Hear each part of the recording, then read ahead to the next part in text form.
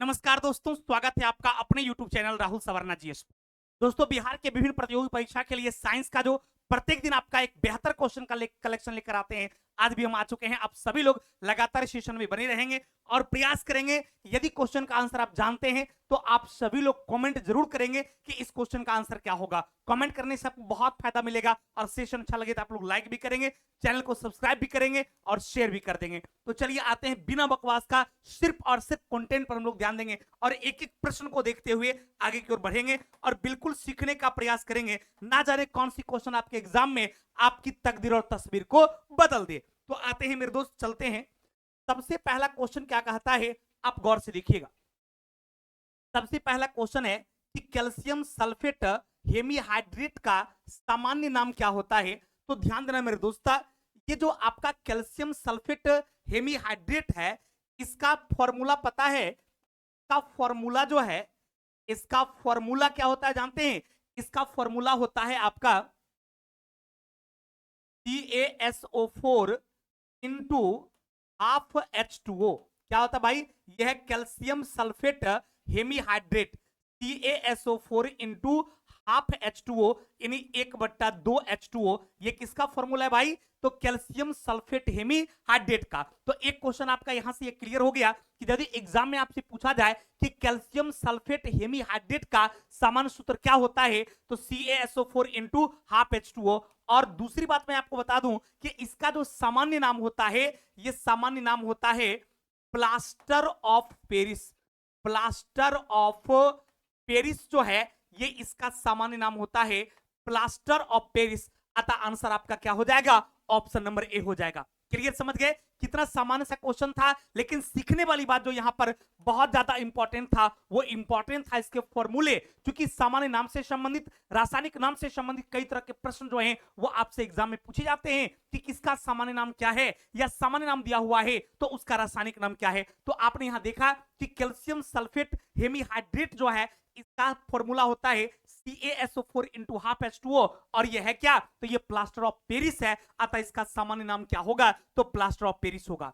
यदि मैं आपसे बेकिंग सोडा की बात करूं तो बेकिंग सोडा किसका सामान्य नाम है? तो आपका जो सोडियम बाइकार्बोनेट है, उस सोडियम बाइकार्बोनेट को ही कहा जाता है बेकिंग सोडा। तो आपका सोडियम बाइकार्बोनेट को क्या कहा जाता है? यानी NaHCO3। ये जो सोडियम बाइकार्बोनेट है, ये सोडियम बाइकार्बोनेट को क्या कहा जाता है?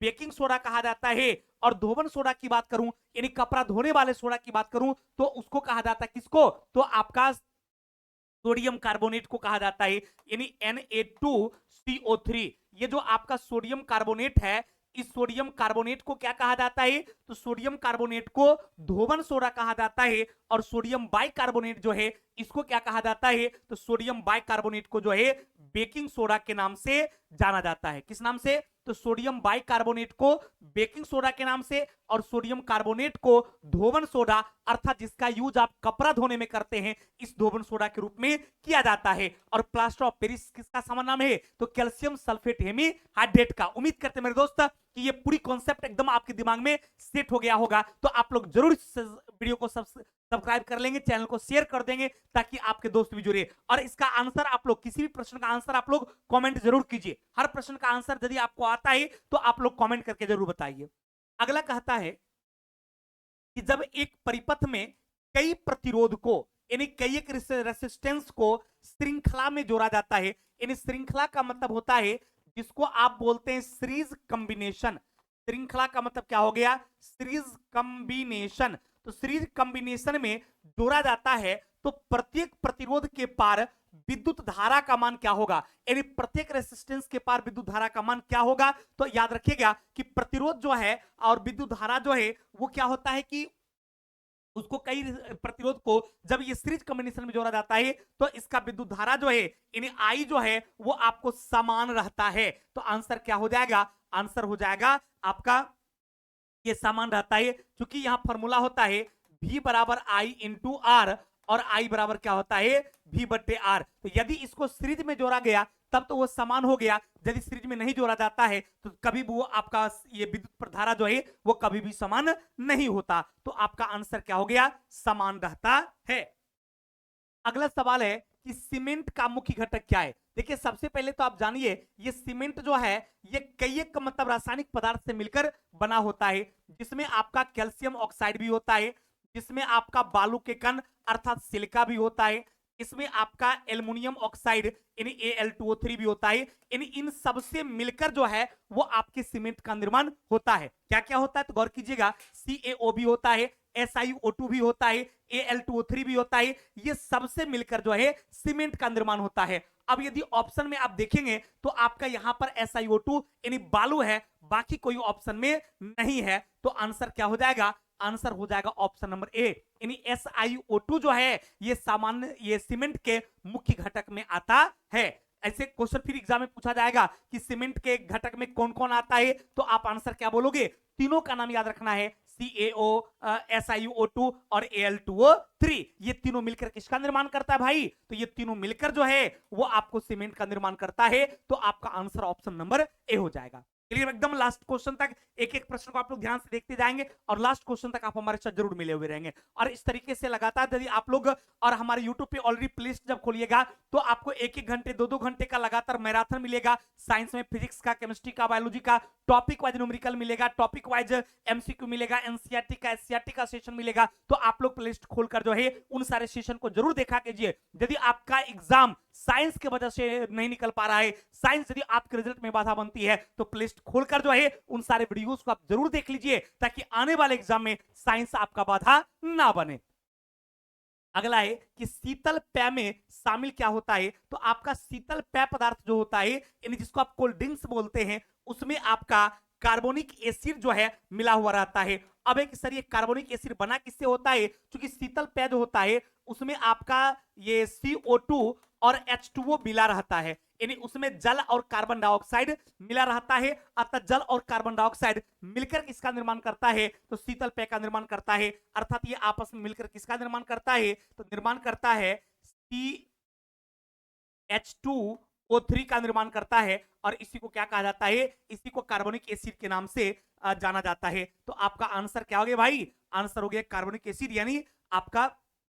और ये किससे मिलकर बना है, कभी कभी आपसे सवाल पूछ देगा कि बताइए कार्बोनिक एसिड जो है इसका निर्माण किससे होता है, तो आपका जो कार्बोनिक एसिड है मेरे दोस्त, इसका निर्माण कार्बन डाइऑक्साइड और जल यानी CO2 और H2O इन दोनों को मिलाकर कार्बोनिक एसिड का निर्माण होता है। कभी कभी एग्जाम में सवाल पूछेगा कि कार्बोनिक एसिड का निर्माण किससे होता है, तो ध्यान रखिएगा CO2 और H2O इन दोनों को मिलाकर जो है ये आपको कार्बोनिक एसिड का निर्माण होता है। तो आपका आंसर क्या हो जाएगा, तो आंसर आपका ऑप्शन नंबर डी हो जाएगा।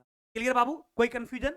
चलिए अगला प्रश्न कहता है कि परमाणु त्रिज्या को मापा जाता है, तो आपका परमाणु त्रिज्या जो है इसको माइक्रोमीटर में, माइक्रो का मतलब होता है अति सूक्ष्म, अर्थात परमाणु त्रिज्या जो है वो अति सूक्ष्म होता है, जिसे मापने के लिए माइक्रोमीटर का प्रयोग किया जाता है। यदि मैं आपसे परमाणु की बात करूं तो आपका परमाणु क्या है कि एक इतना स्मॉलेस्ट फंडामेंटल पार्टिकल्स है किसी भी एलिमेंट्स के लिए, यानी किसी भी तत्व का जो सबसे स्मॉलेस्ट पार्ट्स है उसी को एटम कहा जाता है, यानी परमाणु कहा जाता है। और इस एटम के खोज के बारे में आपसे एग्जाम में सवाल पूछी जाती है कि बताइए कि परमाणु का खोज किसने किया, तो आप ध्यान रखेंगे परमाणु का खोज जो है ये आपको जॉन डाल्टन नाम के वैज्ञानिक ने परमाणु का खोज किया। क्योंकि एग्जाम में आपसे सवाल पूछा जाता है कि बताइए कि परमाणु का खोज किसने किया, तो आप आंसर क्या दोगे, परमाणु का खोज जो है ये आपको जॉन डाल्टन नाम के वैज्ञानिक के द्वारा किया गया। तो भाई परमाणु का खोज जो है ये आपको जॉन डाल्टन नाम के वैज्ञानिक के द्वारा जो है ये परमाणु का खोज जो है वो किया गया था।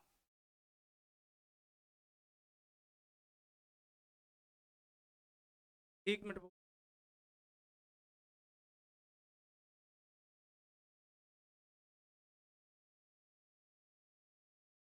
क्लियर मेरे दोस्त, तो यहां पर आपका क्लियर हो गया। यदि इसके खोजकर्ता के बारे में पूछा जाएगा तो आंसर जॉन डाल्टन हो जाएगा। फिर क्वेश्चन पूछा जाएगा कि परमाणु के मौलिक कण की संख्या कितनी है, तो आप आंसर देंगे परमाणु का जो फंडामेंटल पार्टिकल्स है, क्योंकि एटम से संबंधित इस तरह की सवालें जो है वो आपसे एग्जाम में धड़ल्ले से पूछी जाती है। यदि परमाणु के फंडामेंटल पार्टिकल्स की बात करेगा तो परमाणु के फंडामेंटल पार्टिकल्स की संख्या जो है वो 3 है। इसमें इलेक्ट्रॉन का नाम आता है, इसमें प्रोटॉन का नाम आता है और इसमें न्यूट्रॉन का नाम आता है।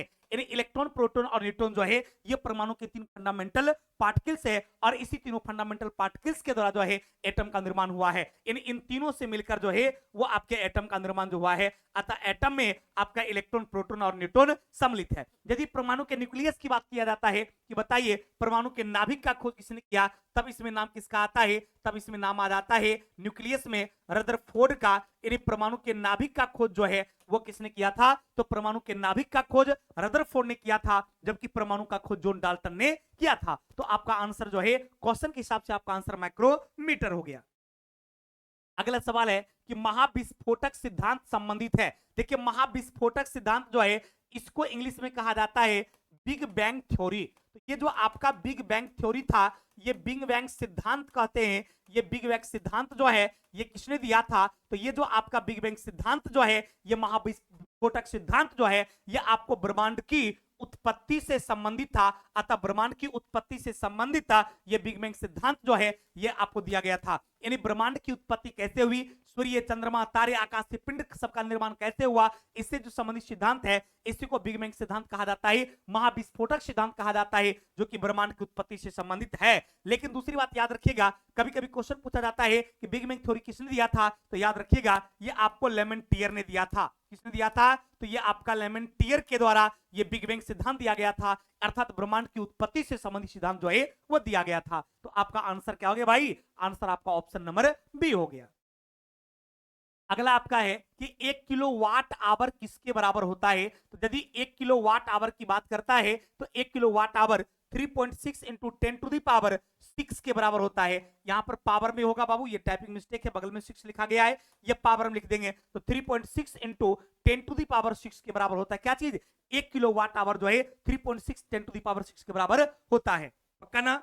चलिए अगला है कि जब किसी तीर को धनुष से छोड़ा जाता है तो उसकी ऊर्जा में बदलाव होती है। ये आप तीर को यदि धनुष से छोड़ते हैं तो पहले उसको आपके पीछे की ओर खींचते हैं, इसके बाद फिर उसमें गति आती है। यानी पहले आप उसकी स्थितिज ऊर्जा में परिवर्तन करते हैं, फिर वो पोटेंशियल एनर्जी जो है वो काइनेटिक एनर्जी में, अर्थात वो स्थिर ऊर्जा में परिवर्तन करते हैं, तब वो गतिज ऊर्जा के रूप में परिवर्तित हो जाता है। यानी आप कह सकते हैं कि स्थितिज ऊर्जा से वह किसमें कन्वर्ट होती है, तो वह स्थितिज ऊर्जा से जो है वह गतिज ऊर्जा में परिवर्तित हो जाती है। यानी जब तीर को धनुष से छोड़ा जाएगा तो स्थितिज ऊर्जा जो है वह गतिज ऊर्जा में परिवर्तित हो जाएगा।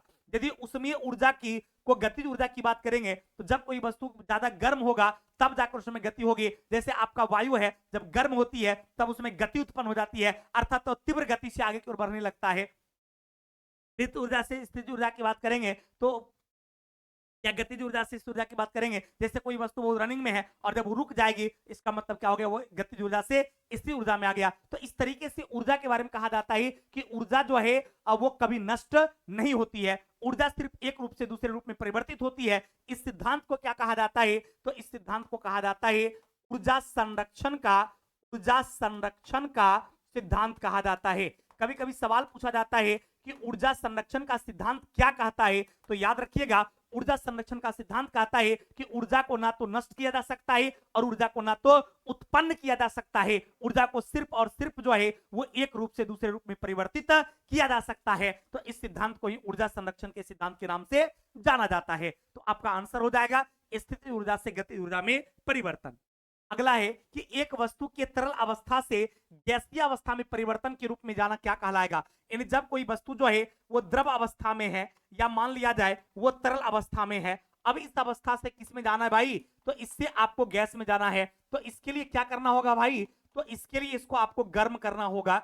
यानी गर्म करने पर ये क्या होगा, गर्म करने पर यानी द्रव तरल से किस में कन्वर्ट हो जाएगा, तो आपको गैस में। तो ये जो तरल या द्रव को गर्म करके आप गैस में कन्वर्ट करवाते हैं, ये गर्म करने पर करवाते हैं, ये प्रक्रिया जानते क्या कहलाता है, ये प्रक्रिया आपका जो है ये वाष्पीकरण, अर्थात इसको जो हम लोग वेपोराइजेशन के नाम से जानते हैं। और फिर गैस से जब ये तरल में आ जाता है तो इस प्रक्रिया के लिए इसको ठंडा करना होता है। क्या करना होता है भाई, ठंडा करना होता है, और ठंडा करने पर ये इसमें आता है। इस प्रक्रिया को क्या कहा जाता है, तो इसको संघनन के नाम से जाना जाता है। तो आपका आंसर क्या हो गया, आपका आंसर हो गया वाष्पीकरण यानी वेपोराइजेशन। यदि द्रवीकरण की बात करेंगे तो इसमें क्या होता है, कोई ठोस पदार्थ जो है ये ठोस पदार्थ जो है ये किसमें कन्वर्ट हो जाता है, द्रव में कन्वर्ट हो जाता है। तो जब कोई ठोस पदार्थ द्रव में कन्वर्ट होता है तो इसको द्रवीकरण कहा जाता है। क्या कहा जाता है भाई, द्रवीकरण कहा जाता है। और अम्लीकरण का मतलब क्या हो गया? अम्लीकरण हो गया कि किसी पदार्थ की प्रकृति के बारे में